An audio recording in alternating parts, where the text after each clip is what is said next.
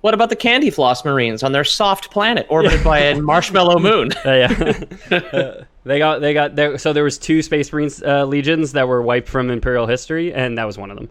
Oh, okay. The other ones were the Bouncy House Marines. So.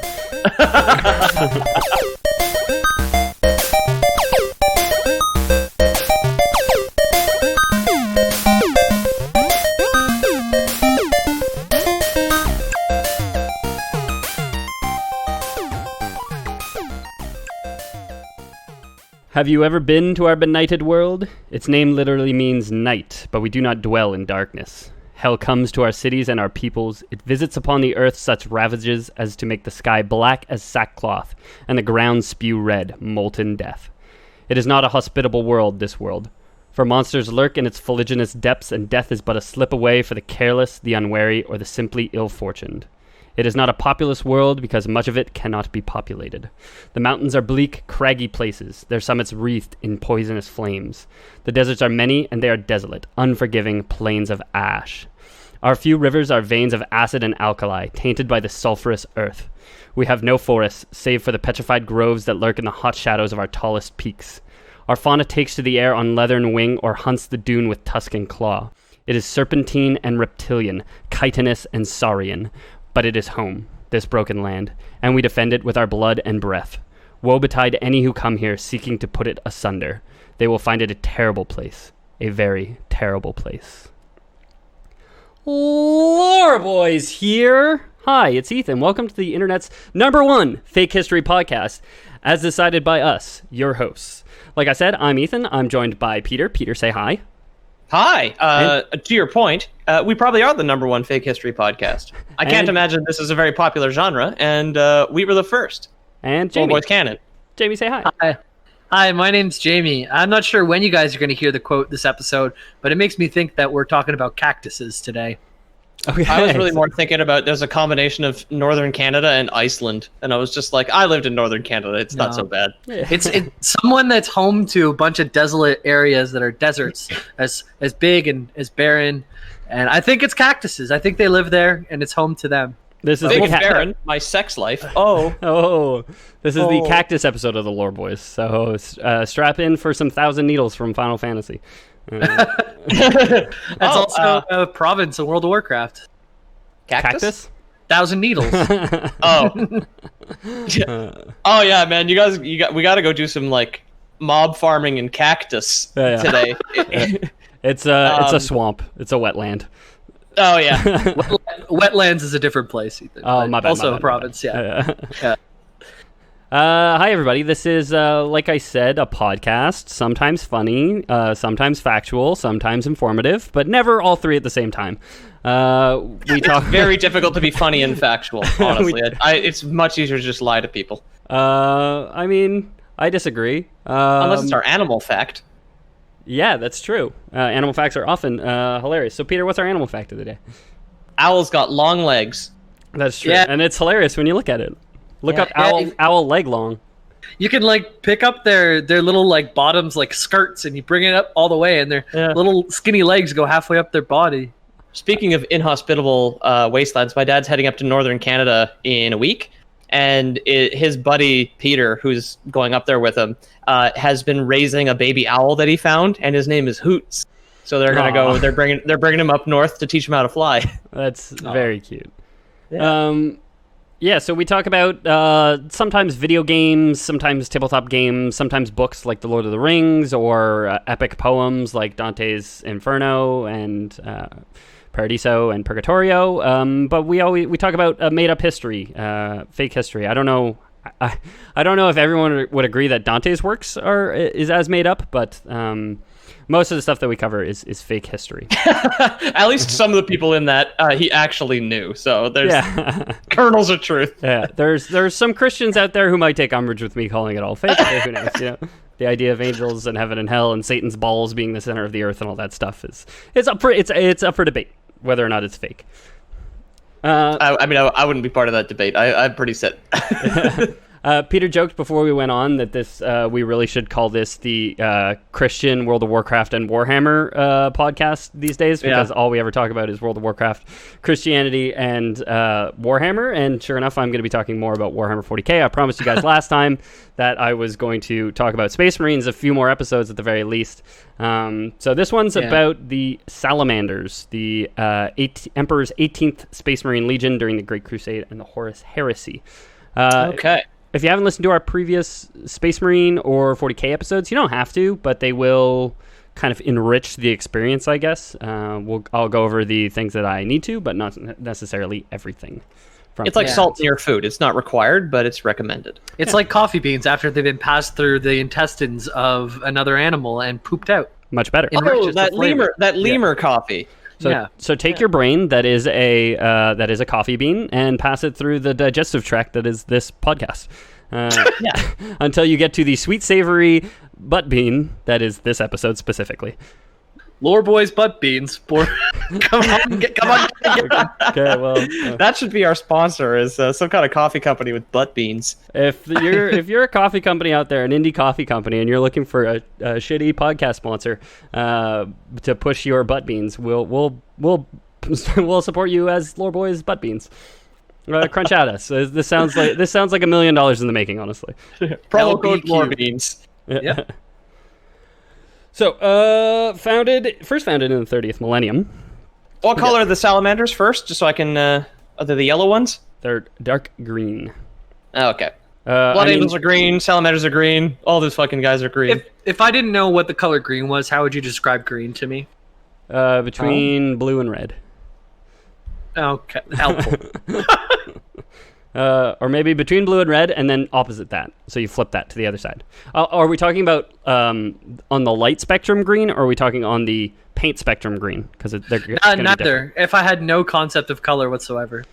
Okay, if it's the paint spectrum, then I'm going to tell you it's between blue and yellow. And if it's on the light spectrum, I'm going to say go between red and blue, so purple, and then go opposite that. How would you describe it if I didn't have any concept of color? Make an L with your hand and face your palm away from you, and that's left. Oh, thanks. And then go left. Then go left from red. I guess I don't fucking know. Okay, thank you. I've been asked that question on an interview before, and I got to say, I crushed it.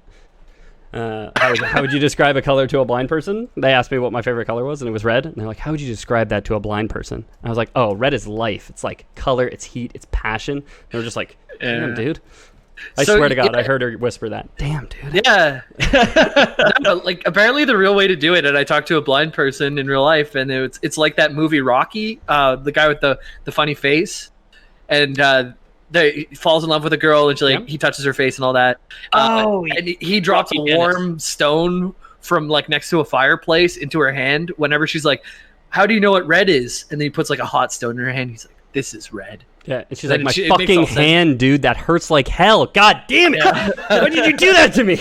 I'm blind, you motherfucker." Really, that's helpful though. Like you could translate into feelings and stuff. Yeah. Anyways, we're talking about salamanders, not about hot stones and ugly faces. I would have someone stand on the edge of my lawn, and then I would run my lawnmower past it and just blast them with all the grass clippings and be like, "That's green, bitch."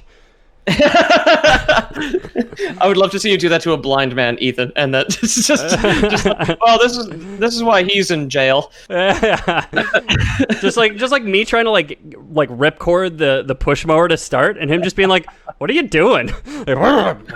Like, don't worry, just hold on a second. But yes, Jamie, you're right. We're not talking about colors. We're talking about salamanders. Peter was talking about colors. I don't know why he brought it up. Probably because for the people who likes painting. He's paint boy, and he loves paint so much. Why don't you go smell paint? You love paint so much, huh? I got some Citadel paints here. I'll huff those. I might get brain damage. I don't know. So, for those who listen to our previous episodes, first founded in the 30th millennium means founded during the Great Crusade, founded during the Horus Heresy, which is what I'd said before, but that just kind of sets the time frame to about 11,000 years ago from current Warhammer 40K. Because Warhammer 40K actually takes place in the 42nd millennium. It's like the year 41 something. Okay. So this is Warhammer 39K. This would be 29K. 31K. 31. Oh, because there's the offset. Oh, no, wait. The 30th millennium. So the 30K. because I said 30th millennium, so that'd be 30K.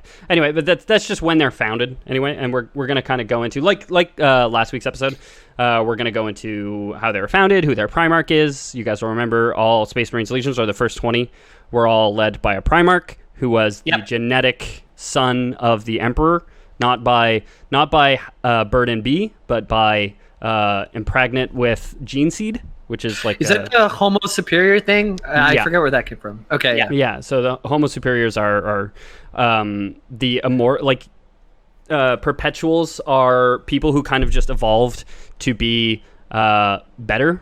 So the Emperor, the God Emperor of Mankind, was born in the 8th century AD in Turkey. And he just was immortal and super big and super strong and super smart. And so as this race of natural humans started to super evolve, they got the term Homo superior. All these Primarchs are made from the God Emperor, specifically his genetics. They implanted these babies with his genetics to become these Homo superiors as well. It says there's a sign above your Minecraft bed in our Minecraft server that says Homo Superior now. So you are one as well, Ethan. When we were playing on Discord the other week, every time I try to kill you and you'd kill me with your hacking and your OP strats, I would respawn just facing the sign that said Homo Superior above my bed. Oh, so lovely. After you die, you get killed by someone who's better than you, might I say. You get called a Homo Superior. Superior in some way, I don't know. I'll admit that you're better looking, and you're better thinking, and you're better gaming than me, but that's it. That's all I have. I'll take it. So first founded during the Great Crusade in the Horus Heresy, their homeworld is the volcanic death world known as Nocturne. Sounds horrible. Bonus points, Old Italian. Who knows what Nocturne is? Nighttime? Night, yeah. I did say it in the quote to you guys already. I don't know if the listeners have heard it yet, but if you have, congratulations. It's a League of Legends character. It is also a League of Legends character who's a spooky ghost. We've covered enough Old Italian on this show that we're all basically fluent in it. Yeah. I think we could probably just walk up to some Ivy League university and just be like, guys, let us in. We'll fix the Earth's problems because we know a little bit of Latin. Harvard, that's so Old Italian for last year. Let's figure this out, boys. Old Italian? Don't you mean Old New Latin? Come on. Nocturne is part of what is actually a binary planetary system. So 2 planets kind of orbiting each other. There's big planet Nocturne, and then there's... Is the other one the daytime planet? No, Diurn? Oh, yeah, I get it now. So Nocturne is the big planet. Prometheus is basically a moon, but it's a moon so large it's kind of a planet in its own right. Okay. So Prometheus circling it in an erratic orbit causes the gravity to shift tremendously. That sounds like it would fuck the continents up a hell of a lot. Causes massive tectonic stress due to the potent tidal forces at play. Yeah. So, as I know a little bit about geology. Yeah. That is what's on your business card for the Lore Boys podcast. Resident geology. Resident a bit of geologist. As the Unification Wars came to an end, many Astartes legions creations were shrouded in mystery. Like any good military operation, keeping a few details out of the public eye can only help, right? So like many Space Marines legions, the actual indoctrination phase of the Salamanders Legion is lost to Imperial record keepers. So we won't get into how these people were made into killing machines like we did last time when we had Leon and he turned into a superhuman and he was found by the Emperor and he was like, I'm going to train all my men up myself.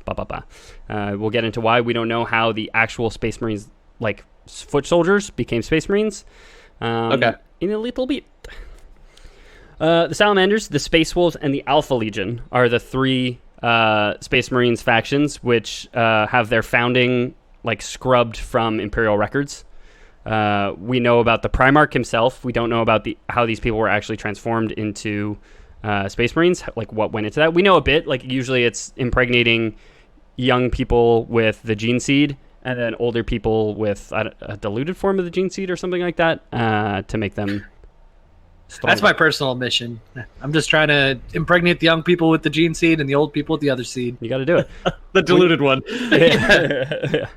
I like to do it backwards. I like to give the old people the strong one and the young people the diluted one. That's just a quirky little thing that I do.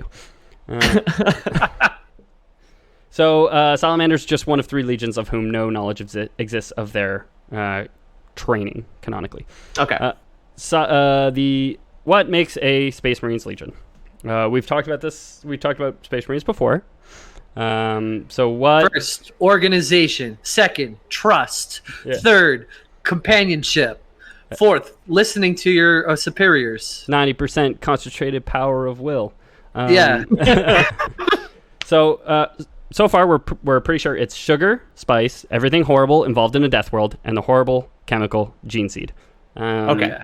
So Emperor Utonium was involved in some capacity. Yeah. I mean, I like to think of the Emperor Newtonium as the God Emperor of mankind. Okay, yeah.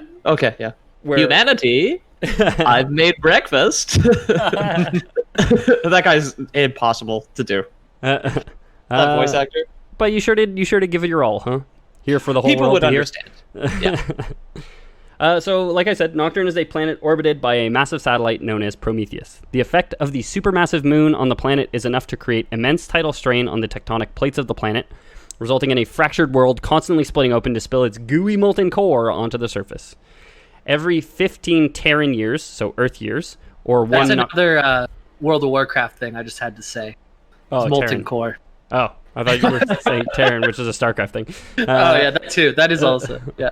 So yeah, it spills open its gooey center, its Cadbury cream egg, and what happens? Ragnaros comes out and Out of the Easter candy? What? out of the molten core, Peter. Pay attention. Come on. Oh, okay. Yeah. Every 15 years, or one Nocturnian year, Prometheus approaches so close that it seems to tear the surface of the planet completely apart. So you got to use a pool skimmer to push it away. Just like, god damn it. That's it. Or just hit it with a broom to just back it up. Just like, son of a bitch, moon. Yeah. These must be some tough Marines. Well, I guess they landed there. They didn't evolve there, right? Like, that'd be a tough place to evolve from nothing. No. So, yeah. So, year 7,000 something, the God Emperor of mankind was born. Right. People spread out into the universe as technology advanced and space travel became possible, and we kind of overtook the galaxy. From the year 20,000 to the year 30,000 was essentially the Dark Ages, where like horrible warp storms ravaged the solar system or the galaxy, and like a ton of communication between like human colonies was lost. So over the course of like 10,000 years, humanity kind of like spread out and then kind of reverted back to colonies on worlds. So a ton of worlds, like the world that we talked about on the last episode, and you can go back and listen to that one. And this one on Nocturne, they're basically like a class of people. If you'll remember, it was like a feudal knight system where they would like assign quests to go like kill beasts, almost like a fantasy world on that other planet until the Primarch arrived. And then, so the God Emperor waged what are called the Unification Wars, which was just him going out into the galaxy and like reunifying all of mankind. Okay. So, and we're right now at the end of the Dark Age kind of thing. So to your point, like people did. It sounds like a shitty place to raise a family. You know, the neighborhood's gone to hell, but people do it. So every 15 years, there's this kind of event where the moon gets too close. Like, it's every 1 year on the planet, but every 15 our years, respective years.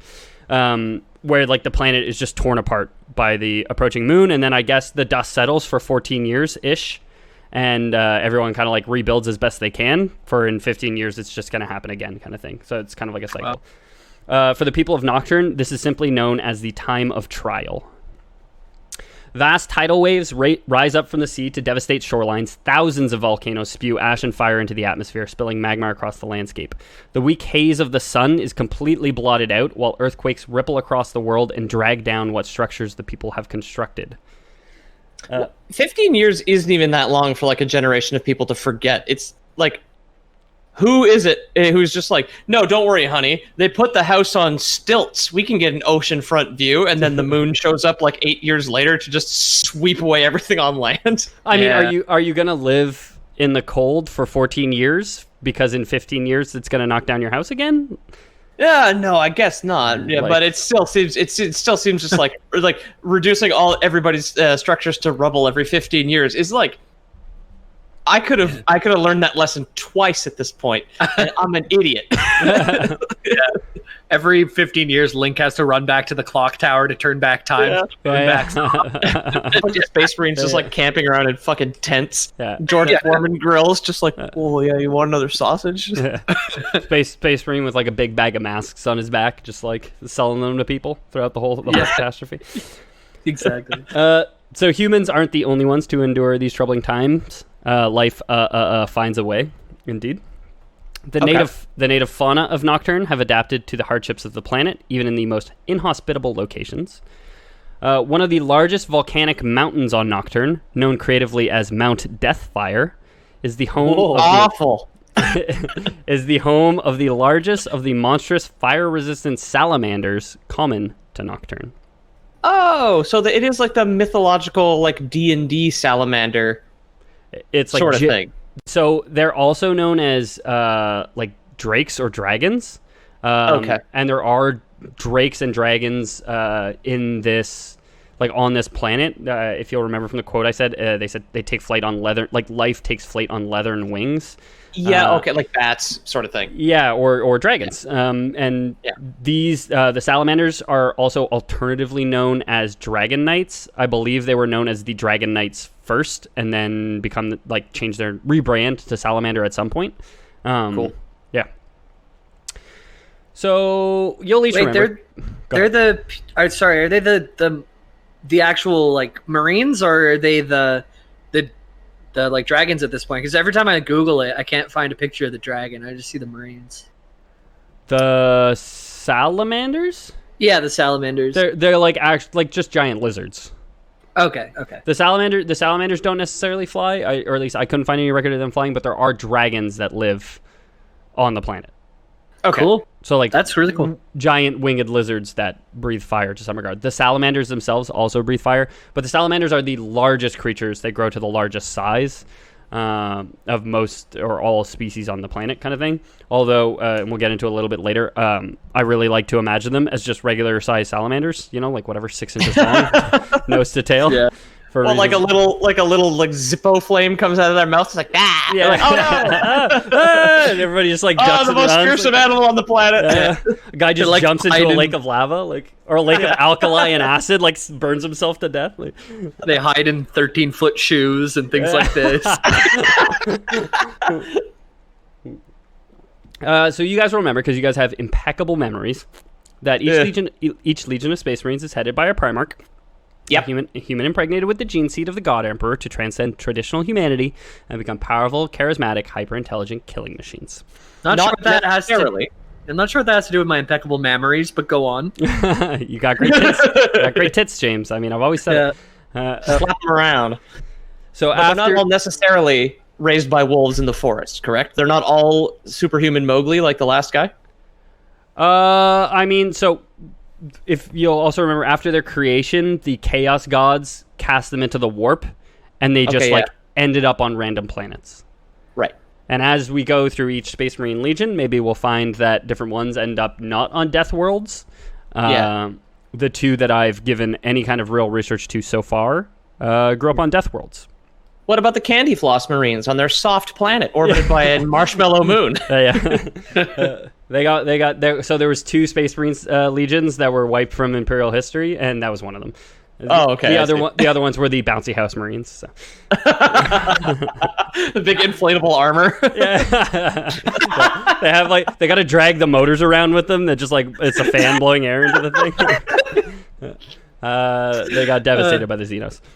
I like that they don't need the bouncy castle. They are the bouncy castle. That's fun. Yeah. So it really shouldn't be a surprise that one of these children ends up on Nocturne during the time of trial, specifically. So the infant Primarch Vulcan fell like a blazing comet into the home of the blacksmith Nabel. So he wasn't only cast from the warp onto the planet, he was cast from the warp into low orbit over the planet, I guess. Okay, yeah. You guys will remember the warp operates its strongest where there's life.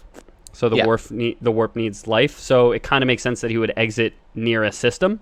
Or I guess that all of them would exit near a system, near some form of life, because it's probably where it's the strongest points for it.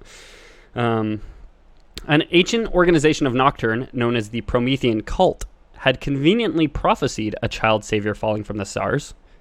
So Nibel, on this planet where shit is hard all the time, and he's like a gruff blacksmith who lives on his own, decides to not just like get rid of the baby that fell from the star and destroyed his roof, and it's like, no, I guess he's kind of the prophesied one that's going to save us all, so I guess I'll keep him alive and feed him. So he takes him as his adoptive son and names him Vulcan. Okay. Like most Primarchs, Vulcan grew quickly, reaching adulthood in just 3 short years, working in his adopted father's forge and hunting the great Saurians and beasts of the planet. Earning himself a reputation as a fearsome warrior. Totally dinosaur hunter. Sorry, I was like, how do you explain that to the neighbors that your 3-year-old son's working in the forge? Yeah. Oh, Nibel, you have a baby. Yeah. Oh, that's good for you. Like smash cut, like 3 years later, he's just like this gruff, like barrel-chested man with like long flowing hair. It's like standing out. So what? About whatever happened to your baby? When did you get an assistant? Like, no, that's him. Vulcan has forged many swords. Can Vulcan play with the Flintstones phone now? Yeah. Yes. Well, I don't know, Vulcan. Have you done your algebra homework? Vulcan hates algebra homework.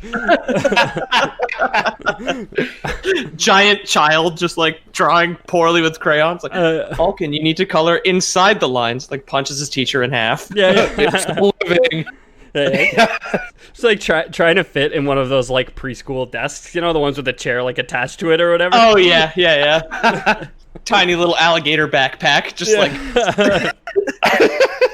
So when you say Saurians, are these kind of analogous to the lizard men of Age of Sigmar? Because I know there's like some. I know they're not connected, but I know the lizard men are also referred to as the Saurians in Warhammer Fantasy. It's another word for Canadians. So yeah, they're the Saurians.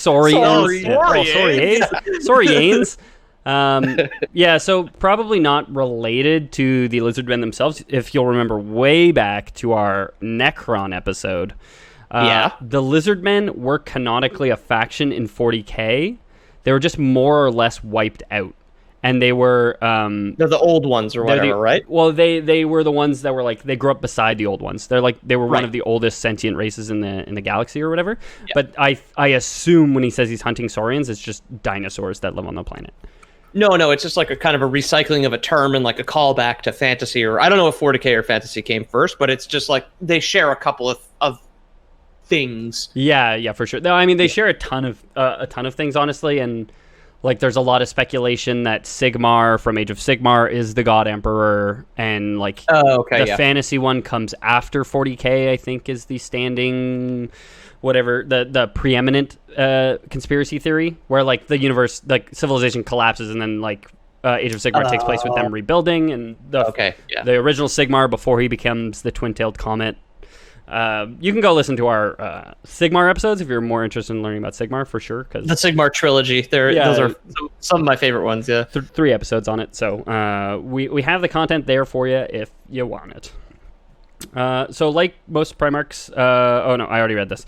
So he's good at hunting beasts and Saurians, even at 3 years old. I guess his adoptive father was like, well, things on this planet are tough. You're 3 years old.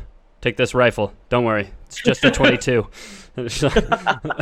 So gives him a gun, and he takes him hunting. I guess Nibel, I don't know if he doesn't question it because he believed it was the prophecy of this child savior, so he's like, yep, makes sense. Yeah. Jesus probably grew up in only a couple years, you know. That part of the Bible when Jesus grows up very fast. Yeah. And then God gives him a gun to go shoot a dog out back or whatever this guy's doing. The Old Testament is just Old Yeller. Yeah. Old Yellerment.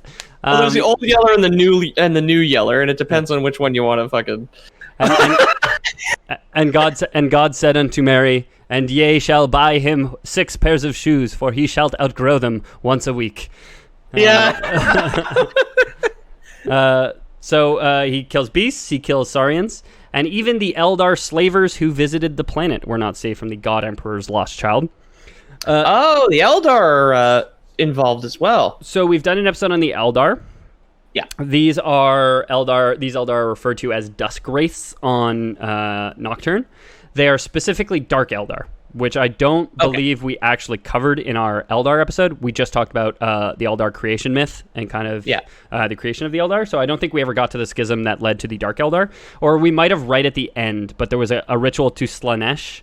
Or there was like a hedonistic orgy planet, and they conducted a ritual to Slanesh, and they all became worshippers of chaos. And I'm Lore Boys canon, not actual 40K canon. I'm pretty sure that's the creation, or that leads to the creation of the Dark Eldar. Either way, Dark Eldar are Eldar characters, but evil. They're fuck children. Yeah. And, I mean, aren't we all fuck children technically? Yeah, we are. Thank you, Ethan. Not Vulcan though, because he came from test tube. Those Promethean cultists got really fucking lucky. Yeah, no kidding. I like to think that it was like some cultist and is like back against the wall. He was like about to get voted out of office. He was like, "No, you can't vote me out, because when the child savior descends from the sky, he's only gonna want to talk to me." And everyone was like, "Nah, you're fucking out of here, buddy." Then 3 days later, like a priest just like sitting in his office, like gets a phone call, like, son of a bitch, how the fuck did he know? Like, slams the phone down, like it gets up to go like fucking write a letter or something. So during Vulcan's 4th year, so he's just starting JK, his town was attacked by these Dark Eldar, who are on a mission to capture slaves. This, for the people of Nocturne, was not a new occurrence, and when the Xenos arrived, the townspeople hid. I like to assume that the Xenos attacked like every 15 years to come get slaves, you know what I mean? Like offset with the destruction of the planet, like right when life starts to go back to normal. It's just like, oh no, now slavers arrive and they steal some of your children, you know?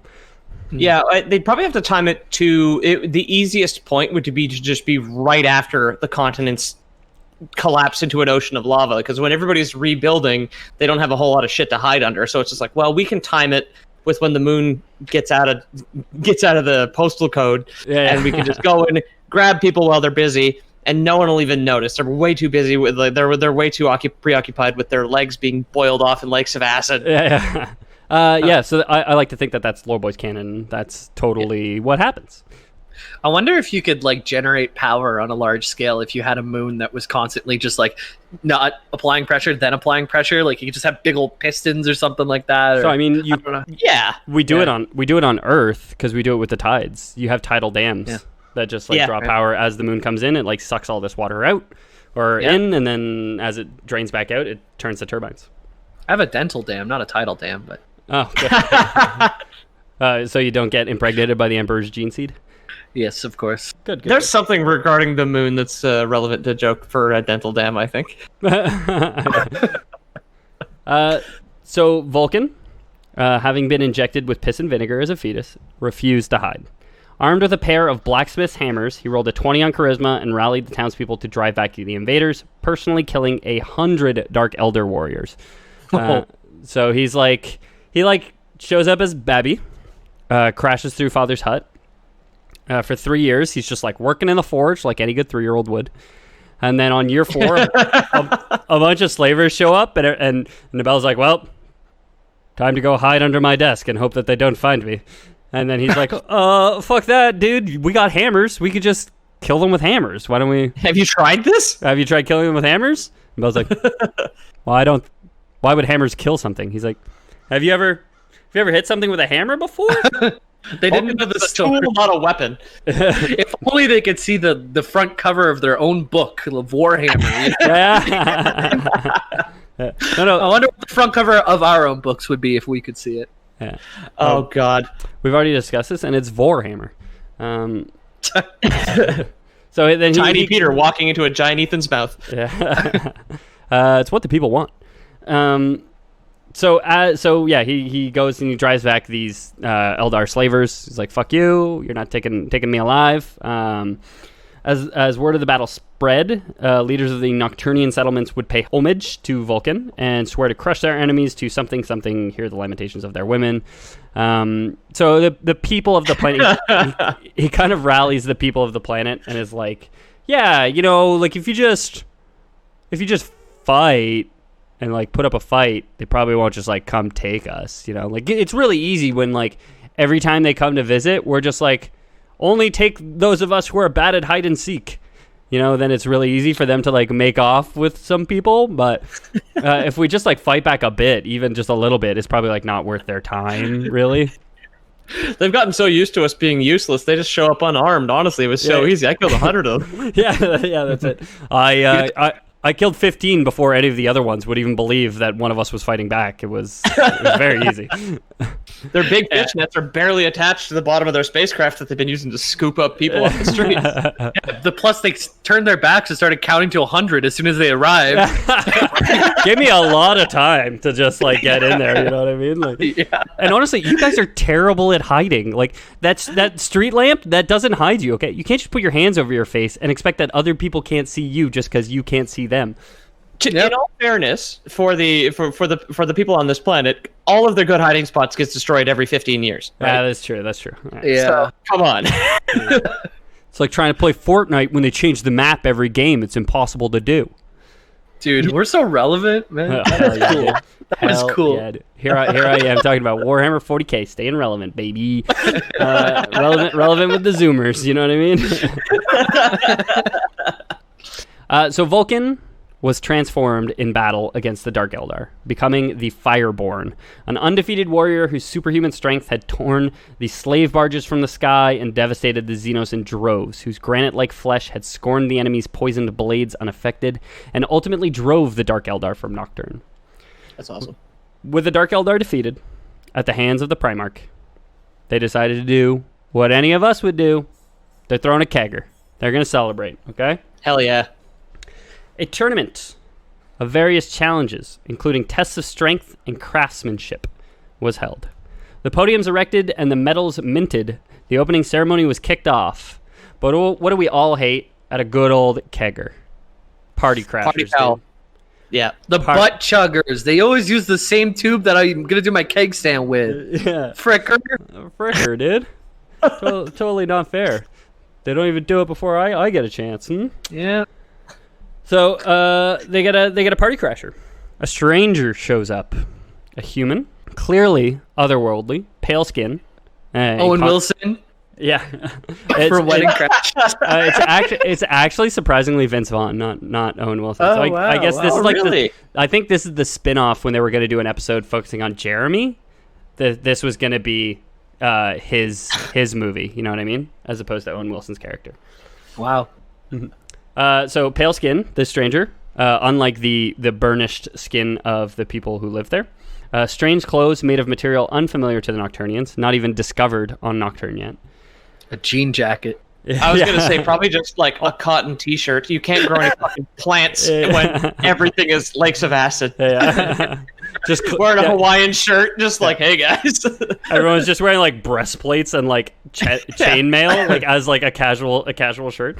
They have like blazers made of chainmail. Well, it's a party though, so one of them have their metal collars popped. Yeah. Oh yeah. Like a sheet metal tie, but they have it wrapped around the top of their head instead of around their necks. It would be like a metal board around a guy's forehead. Yeah. It's like, it like makes that noise whenever they walk. Like a saw. So the stranger had a request. He's like, I really picture this like a National Lampoon movie, where it's just like party shows up, like record scratch, like, oh, the douchebag rich guy is here. He's like, oh yeah, I only got one request before you kick off your little opening ceremonies. I be allowed to compete. And everyone's like, oh shit, dude. Whoa. He claimed that he could best any man of Nocturne. And the Nocturians laughed at him as a result. Why wouldn't you laugh? You guys got Vulcan, who, after all, could best him. I mean, the planet's motto was really just inviting this because they were just like, how many men do you think it would take to fight a 5-year-old? And like, generally speaking, that's like a joke. It's like, I could fight a lot of 5-year-olds. This was one of those like is a hot dog a sandwich questions, like debate starter questions. Are you tougher than a genetically altered 5-year-old? Now on CBC. But this was one of those questions that came up in my work chat for a while, and somebody was like, "Do you think you could fight 6 5-year-olds?" I was like, "Yeah, dude, absolutely.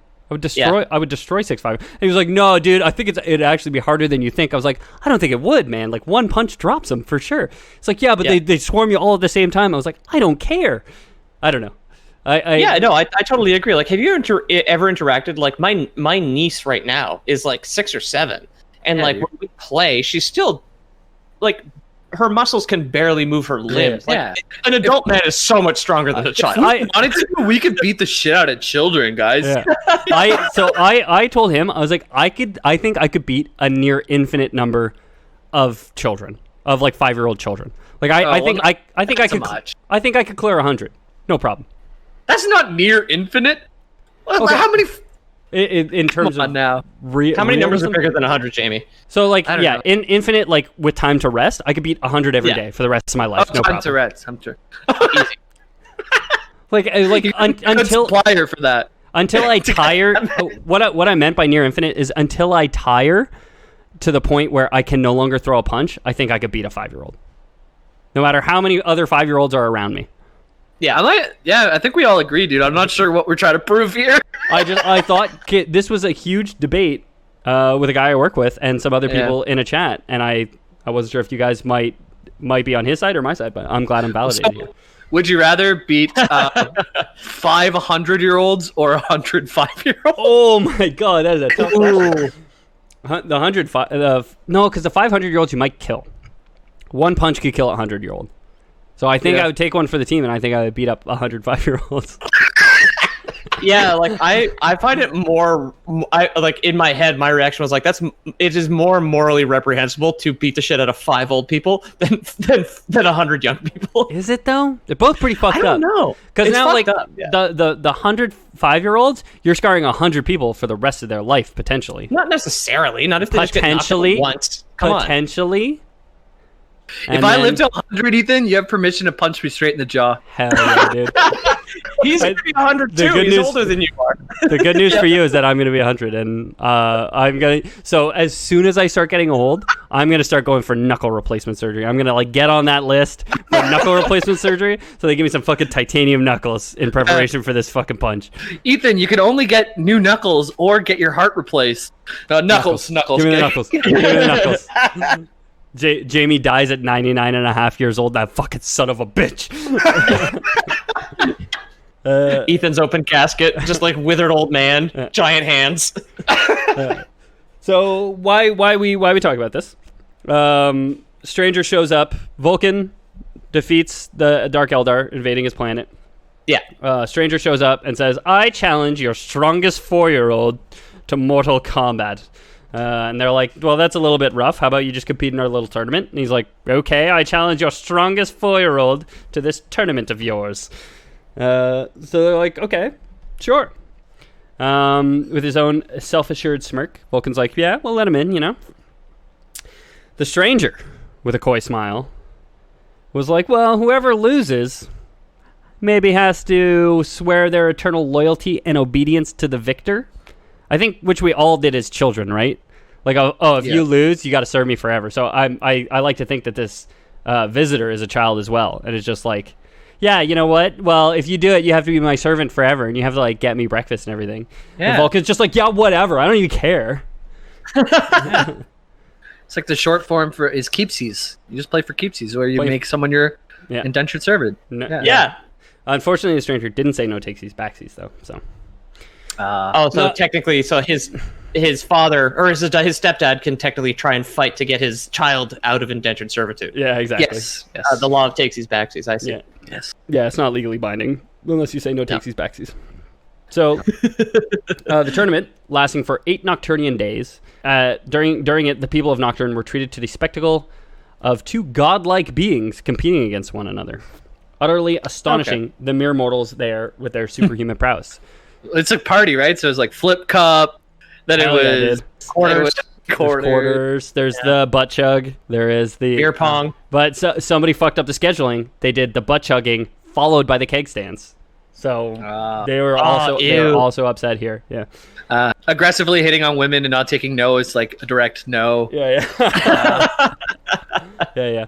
Yeah, for a 3-year-old, that's fucked up. The tournament lasts for 8 days, and it turns out that this guy is pretty impressive in his own right. He goes toe to toe with Vulcan. Tie-dye shirt wearing motherfucker is another Primarch. Very well could be. I guess we'll find out who it is. Many of the contests had to be declared a draw. So the Flip Cup was a draw. Beer pong, it just went on for too long. It had to be declared a draw simply because the guy running the stopwatch at the finish line was too fucking mortal to even see who crossed first. You know what I mean? Like, these people are so superhuman that they run so fast that the guy at the end was like, I honestly don't know who won. I didn't start yet. Yeah. Go, but before he can even click the top of the stopwatch, the little ribbon for the finish line has just evaporated. Yeah. It's just like one piece just like slaps him in the face, just like very gently. You know what I mean? He's like, there was one competition, the keg lift. It was actually the anvil lift, but we'll say Lore Boys canon. It was the keg lift. Sick. It ended when both lifted the anvil above their heads and held it for a full day and a half with no sign of tiring. And if I am a spectator watching two superhuman beings like pop off against each other in contests of will, watching them stand there with anvils lifted over their head for a day and a half sounds like the most boring fucking thing I could possibly imagine. Survivor did it. And they made it. You just got to boil it down. You just got to put the highlights. You need those CBS edits. I got you. It wasn't an anvil, but it was like, I don't know, whatever they got, a coconut or whatever they got out there. Yeah. The coconut, the island's answer to the anvil.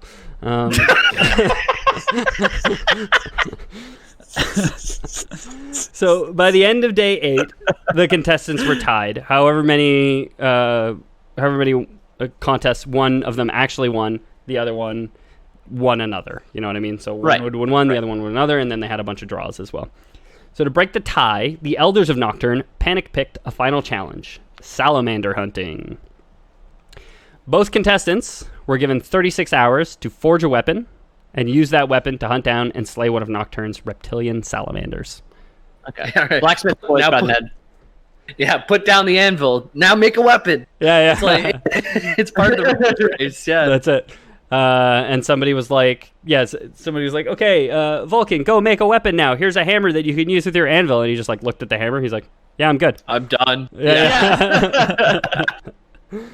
Of course, just going out and slaying a reptile probably would have ended up in a tie.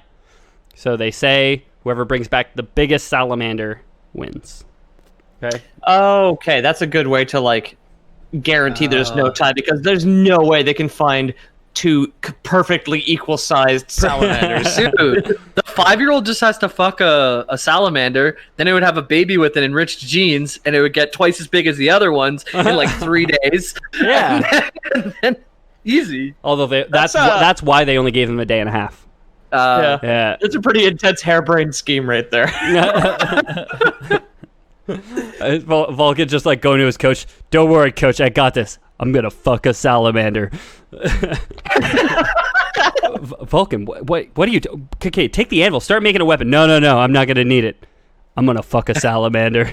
I got some rubbers in my wallet. Don't worry.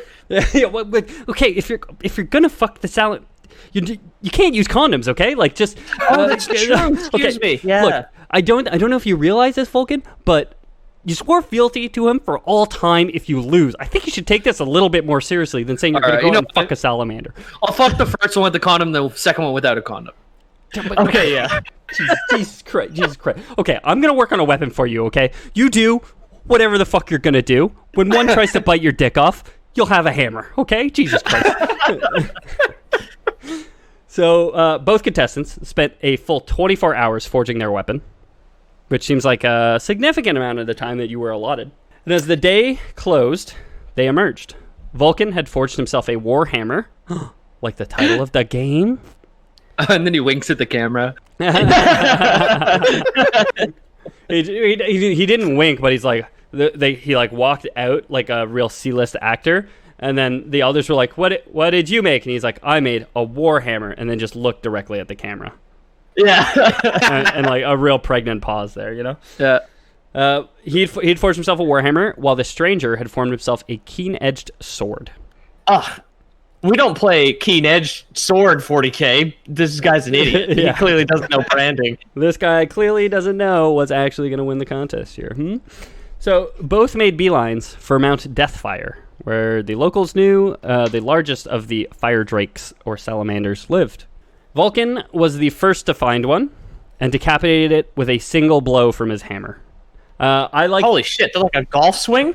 Two things. I love to imagine him realizing that he like made his salamander so much shorter by destroying the head so completely. And also, I love to picture these as just like, again, regular size salamanders. And just like, they're just like on their hands and knees, like turning over rocks. And he just like turns over rocks, smashes with a hammer, and then he looks to see if he got one, you know? And then finally he gets one, and it's like, it's pretty big, but it's like 9 inches long without the head, you know? Yeah, so now he's going to lose because of this technicality, or else they wouldn't even have mentioned that he decapitated, right? So I love the idea of like them both at the end and standing there like fishermen, like who just caught fish, and showing how long they are, and like the stranger's just like slightly longer because the head extends a bit further because he didn't like destroy, to like completely evaporate the head of it. You'd have the head like just the sludge left over in a Ziploc, just like in his other hand. In a bag next to it. Dude. You need like a little bow and arrow where you use just like a needle as the arrow or something. That would be perfect. Boink. Or some sort of keen-edged sword that you could just drain the innards of it. Yeah, I don't know what a keen-edged sword is. I had to Google it, and apparently it's a song in the Banner Saga. Cut with a keen-edged sword. I mean, with a keen-edged sword. Is great. Keen just means like sharp or very like refined and clean. Just a sharp sword, more than anything. That seems more likely to decapitate than a blunt hammer, but I'm not going to write the story. So you know he did some damage with this hammer. Yeah. So he's returning from his kill. While he was doing that, however, the temperamental volcano of Mount Deathfire decides to erupt. Nearly thrown from a cliff, Vulcan was able to get a handhold with one hand while clutching to his prize with the other. So he's like dangling above a ravine of lava now. One hand on the cliff, other hand on the salamander. Unable to do a one-handed pull-up while holding on to the salamander, all Vulcan could do was stubbornly hold on above the lava-filled ravine while his grip slowly weakened. This seems like a weird limitation for a demigod, where can he not just like pull himself up with his one super beefy arm and then like latch onto the edge of the cliff with his teeth and then like throw the salamander corpse up and use that? Yeah. Well, he cut off the tips of his fingers in an anvil accident when he was only 2 years old. Yeah. Real human fingers on the end, so he couldn't do it. Yeah. He was 1 year old, and Nabel was like an absentee father because he drank a lot, and like even Nabel knew you only give a forge and a hammer to a 2-year-old, never to a 1-year-old. They're too young at that point to understand the dangers of it. So, it just fell into his hands. No, but so I think this is where the idea. This is why it never became Lore Boys canon that these are really small salamanders. I just love the idea of it because I think it is like a 100-foot long lizard. You know what I mean? That he's like dragging behind him. Like it's something insanely heavy, and he was just like dragging it with him. And now I would much prefer the idea where he's like, oh, god damn it! I need to drop a little bit of weight, and he's holding like a 4-inch long decapitated salamander. Like 2 fingers. Exactly, like 2 grams of weight that's on it, and he just can't do the one-handed pull-up. Whereas like if he dropped it, he could just do the one-handed pull-up like straight to his feet, like just like right up. He like goes down, he like chews one button off of his collar and just spits it out. He's like, it's not enough weight. He chews the second button and he's fine. You can pull himself up the rest of the way. Dude, I actually was picturing a small salamander just because I was so enraptured in our own canon. That's good. It would have been Lore Boys canon if it wasn't for this one part of the story where it's like now he's dangling and it doesn't make sense anymore. Right. We don't know what gravity's like on this planet. They could be very heavy and small. They're just super dense. The moon's underneath them. The moon's underneath them at this point. It's pulling down. Yeah. So yeah, he's hanging by a thread, hanging by his one finger. There's a caterpillar crawling across his fingers, making him laugh, tickling his finger. Classic volcano caterpillars. And it was like this that the stranger found him, carrying his own salamander, which was larger than Vulcan's anyway. But again, I think Lore Boys canon, it was only longer because Vulcan destroyed the head. That's official Lore Boys canon. However big they are in your own internal head canon, the stranger's was only bigger because the head was still intact. He's got it in like a breast pocket. It's just like poking out. It's like, oh, see, dude. When you said head cannon, I just pictured all of our listeners, those little guys from Mega Man that have the things they shoot out of their the cannon. They actually have head cannons. Good for them, eh? Yeah. I forgot what they're called. In their head canon, Mega Man's the bad guy. Yeah. They also had bullets. Also bullets in their head cannon. Or cannonballs, technically. So the stranger finds Vulcan like this, hanging by a thread, slowly tiring and about to fall into some lava. He takes his salamander, throws it into the lava, and uses it as kind of a bridge or stepping stone to cross the channel. Salamanders are fire resistant, obviously. Okay. Just like in real life, so it doesn't just burn up in the lava. And he goes to Vulcan's aid. He saves him. He pulls him up. When they returned, Vulcan was quickly declared the winner because even though he was saved by the stranger who threw away his own salamander, he's like, well, I'm keeping mine. The stranger had thrown away his, so everyone gets back. They're like, this fucking stranger didn't even catch his salamander. Look at the size of the one that Vulcan's got. That's a good 5 inches right there, baby. No head. No head, sure. That'd be a solid 6 inches with a head. Come on. That's what I keep telling people. Yeah. Yeah. Bad circumcision, huh? I have an idea for a sketch, and it's just someone who there's things that are obviously smaller than 6 inches, but he always insists that they're 6 inches. Just because some internal math that just will not compute if that is not 6 inches. Can you pass me that? Can you pass me that screw? The 3-inch one. Oh, you mean the 6-inch one? Yeah. What? The deck screws, dude. What? No. I've seen 6 inches, and that's 6 inches. Yeah, that's. I think that might be a bit more. Honestly, I think that's that's pretty long. Honestly, I don't know. Yeah. Wow. The label on the box is like it must be this is probably an 8, but it like rubbed off. Like it was probably an 8 once. Did you leave this measuring? Did you leave this measuring tape under the heater in the car? It's showing 3 inches. This is obviously 6. The pay lines on this are definitely wrong. Are these American inches though, or are these like some other country's inches? Like are like metric? Are these metric inches? Fucking EU, dude. Fucking EU. This is not right. Yeah, no, not right. Yeah. Oh yeah, socialists. They're socialists, man. I tell you. In socialist Europe, everybody gets 6 inches. Yeah. So they returned from the salamander hunt. At least half of them victorious.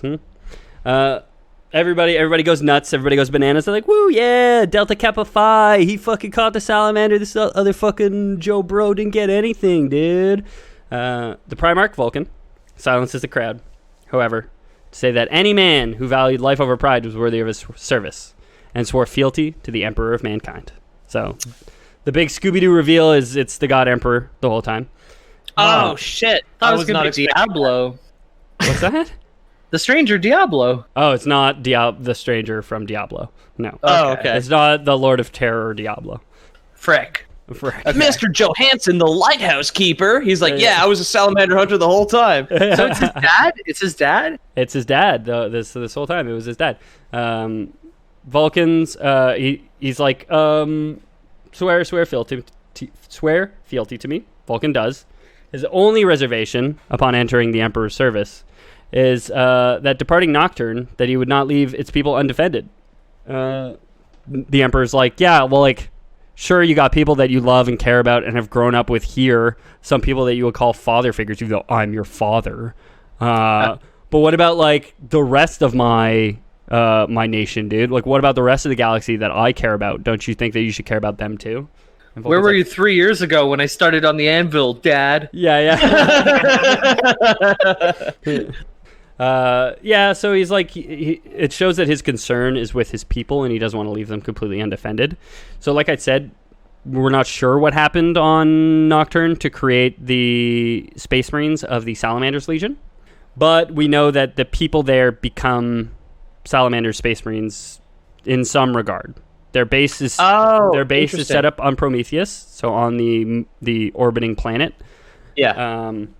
And they're one of the only Space Marines legions that like grow up around like family or cousins or like neighborhood community and all this stuff. The only emotionally stable killing machines in 40K canon, basically. Exactly. So the Emperor knew that the terror of darkness and the feasting of alien horrors, uncounted as Noxus had, and that Nocturne itself, as the homeworld of a Primarch, would be forever secured by his sons, the 18th Legion, which bore his blood. So he's like, don't worry, dude, we're going to make some kids for you, like I made kids for me, and your world's going to be good by them, kind of thing. So Vulcan doesn't take over the 18th right away. He's one of the only Primarchs to have he actually travels around with the Emperor for a time and is like tutor to the Emperor for like a good however many centuries, millennia, it's unclear. But he travels around with them. And he only returns to the 18th Legion in their time of greatest need. There's a battle which we might talk about when we talk about orcs, but basically there's their backs are against the wall against a fearsome waa of orcs that's invading their planet or some other planet. So what makes his legion so special is that they're made on Nocturne. They're born in a community, they're born in a neighborhood, a sense of family, all this stuff. So they're canonically the legion that cares the most about civilian casualties. They believe that one of their most important duties is to protect the lives of the Emperor of Mankind's innocent subjects wherever and whenever possible. Which, to contrast, the other Space Marines don't fucking care about so much. It's all about killing Xenos, baby, at any cost. Yeah. Do you imagine being orcs and going into that planet and all you want to do is fight? You don't think, you just want to zug and fight. And like those and then like those guys know their way around that planet, and then the eclipse year happens or whatever, the year that all the natural disasters happen. They know which coast to avoid, they know which volcanoes are going to explode. Just can like retreat while these orcs advance into their own like natural disasters. It's literally the US invading Vietnam. Like just getting their asses handed to them by a bunch of farmers.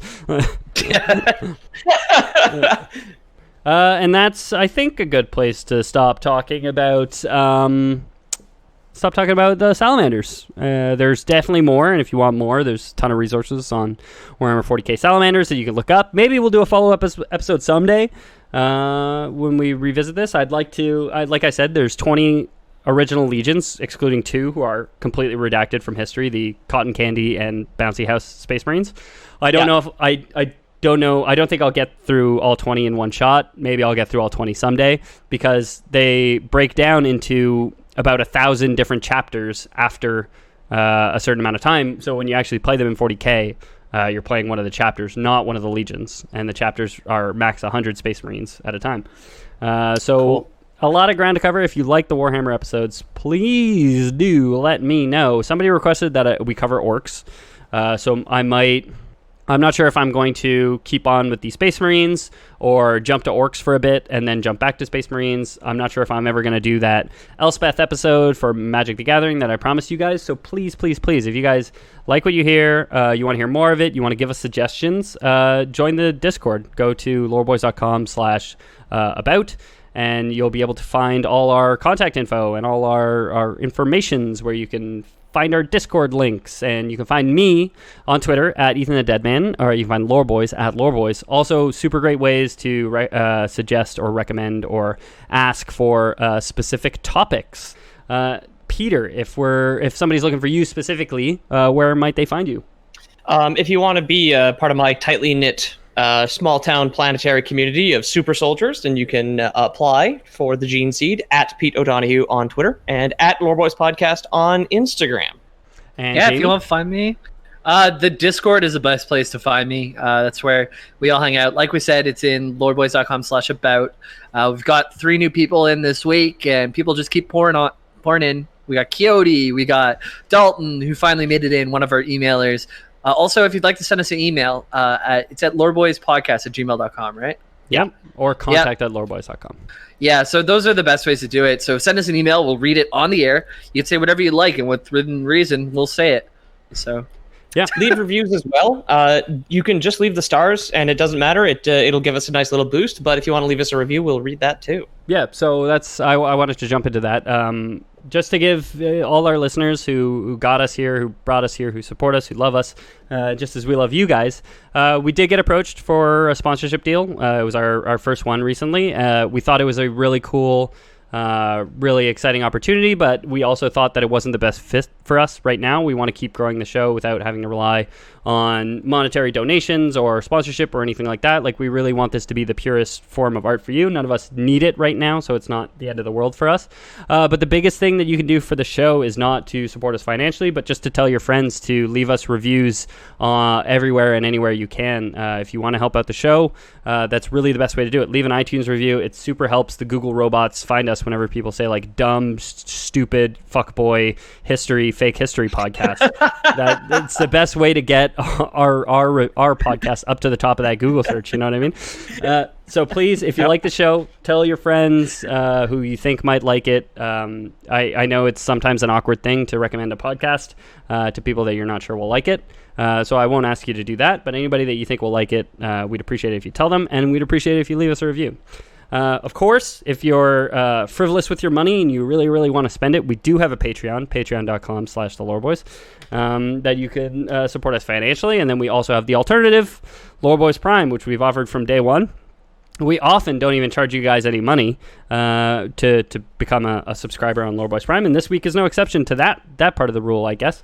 We are not asking for your money. We're asking for your genetic information. I won't say why. We just need a seed, some sort of genetic seed. But like your hair. Hair's fine. Saliva swab is fine. Stool sample, urine sample, piece of your spleen. No, not your spleen. Sorry, your liver, because your liver can grow itself back. So just like waste samples, mark those clearly on the box, though, because we like to open boxes upside down at Loreboys HQ. And upside down above our heads. I would just rip the tape off of my teeth and open it upside down. Exactly. I think that's pretty standard. But of course, we're not asking for your genetic samples for your 23andMe. I mean, honestly, you guys give it to Ancestry.com. Why not fucking give it to us? Like, who cares? Yeah, guys. What we should do, though, is we should take the thing you can get your dog tested to see what breed it is? Yeah. Sure. And then you get ancestry.ca. So both of those things require a swab. What if we swapped them? What if I send my dog's thing to Ancestry, and then I send my stuff to the dog swab place? What kind of dog will I be? Yeah. Where will my dog have been from in Europe? We'll find out. Jamie and I have discussed this a lot, but most people in my life agree that I'd be a golden retriever. So yes. I feel confident knowing who I am already. Of course, we don't ask for your genetic samples for free. Like Ancestry.com and 23andMe, they charge you guys for that, okay? We're going to give you something. That's right. Loreboys butt beans. We've been eating a lot of coffee, and we've been pooping out a lot of fully intact beans. If you want the finest roast from coast to coast, that from the host who offers the most, then you want Loreboys butt beans, okay? So make sure to send us your spit in a jar, and we'll give you back a poopy coffee bean. Yeah, it's kind of great because it does amp us up too. Like if you eat half a bag of coffee beans, you get a little bit of that going in your stomach. It peps you up to write a podcast. I'll tell you that much. So we can share that buzz together, you and I, listener. Yeah, exactly. It's really when you think about it, it's the same buzz that we're sharing. Yep. Like we're linked through time and space. That's really what the warp is from Warhammer 40K. People eating coffee beans. Yeah, two people sharing the same caffeine buzz at the same time. Right. Yeah. Okay. And that's why it only exists where life exists. But I think that would constitute a Loreboys tooting out coffee beans.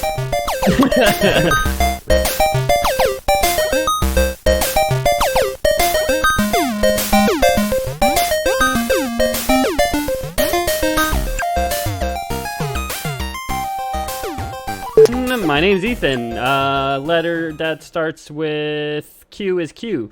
Jamie, what's a number that starts with 3?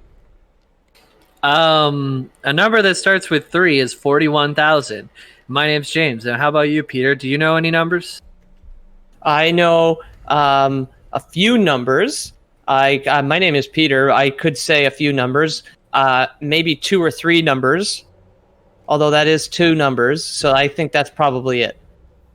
Well, then you said 2 again, so is that 3 numbers now? Well, no. Repeat. I might be an idiot, but repeating the same word twice does not count as 3 things. No, but there's 3 different 2s. TWO, TOO, and TO. So that's 3 numbers, right? That's true. I didn't realize. Whoa. Woo. 1, 2. It's okay. So my name's Ethan. I'm hosting this episode, so I feel like I shouldn't be quieter than both of you. So that's why we're doing another sound check. Hey, my name's James, and I'm over here, and you got to try my pepper jack Monterey Jack cheese.